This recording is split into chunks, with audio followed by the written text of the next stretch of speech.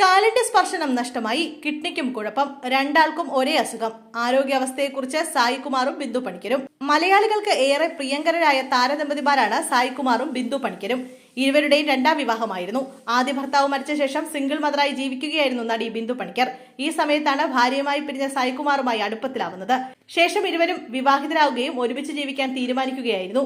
പിന്നീട് ഇരുവരും ഒന്നിച്ച് പല വേദികളിലും എത്തിയതിന്റെ വീഡിയോകളും ഫോട്ടോകളും സോഷ്യൽ മീഡിയയിൽ വൈറലാവുകയും ചെയ്തിട്ടുണ്ട്. സിനിമകളിൽ സജീവമാണെങ്കിലും ആരോഗ്യ പ്രശ്നങ്ങൾ സായികുമാറും ബിന്ദു പണിക്കരും നേരിടുന്നുണ്ട്. നിലവിൽ ഒരു ആയുർവേദ ചികിത്സയിലാണ് ദമ്പതികൾ.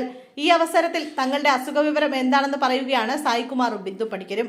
കാലിലെ സ്പർശം പോലും നഷ്ടമായ തങ്ങൾ ഇപ്പോൾ ആരും പിടിക്കാതെ നടക്കാൻ തുടങ്ങിയെന്നും ഇവർ വീഡിയോയിൽ പറയുന്നുണ്ട്. സിനിമയിൽ സജീവമായി അഭിനയിക്കുന്നുണ്ടെങ്കിലും നടക്കുന്നതിനടക്കം ബുദ്ധിമുട്ടുകൾ താരദമ്പതിമാർക്ക് ഉണ്ടായിരുന്നു. പരസ്പരം പിടിച്ചിട്ട് അല്ലാതെ കാലെടുത്ത് കുത്താൻ പോലും പറ്റാത്ത അവസ്ഥയിലേക്ക് ഇരുവരും എത്തി. എന്നാൽ ഇത്രയും കാലം തങ്ങളുടെ അസുഖം എന്താണെന്ന് കണ്ടുപിടിക്കാൻ സാധിക്കാതെ വന്നുവെന്നാണ് താരങ്ങൾ പറയുന്നത്. ഒത്തിരി ചികിത്സകൾ നടത്തിയിട്ടും യാതൊരു മാറ്റവും ഉണ്ടായില്ല. നിലവിൽ ഒരു ആയുർവേദ ചികിത്സയിലാണ് താരദമ്പതിമാർ.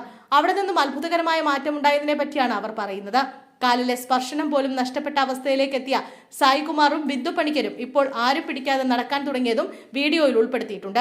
6 വർഷത്തിന് മുകളിലായി ഞങ്ങൾക്ക് ഈ അസുഖം തുടങ്ങിയിട്ട്. ഇങ്ങനെ വെച്ചോണ്ടിരിക്കുകയായിരുന്നു. പലയിടത്തും പലരെയും പോയി കണ്ടു. അപ്പോഴൊന്നും ഇതെന്ത് സംഭവമെന്ന് ആരും പറഞ്ഞില്ല. ബ്ലഡിന്റെ റീസൈക്ലിംഗ് കുറവാണെന്നാണ് എല്ലാവരും പറഞ്ഞത്. അതിനൊരു പ്രതിവിധിയില്ലേ? അതില്ല. കുറച്ച് ഗുളിക തരും, അത് കഴിക്കും. യാതൊരു കുറവുമില്ല. തന്നതെല്ലാം ആന്റിബയോട്ടിക് ആയിരുന്നു. പിന്നീട് അതങ്ങ് നിർത്തി. വേദനയോട് ഞങ്ങൾ പൊരുത്തപ്പെട്ടു.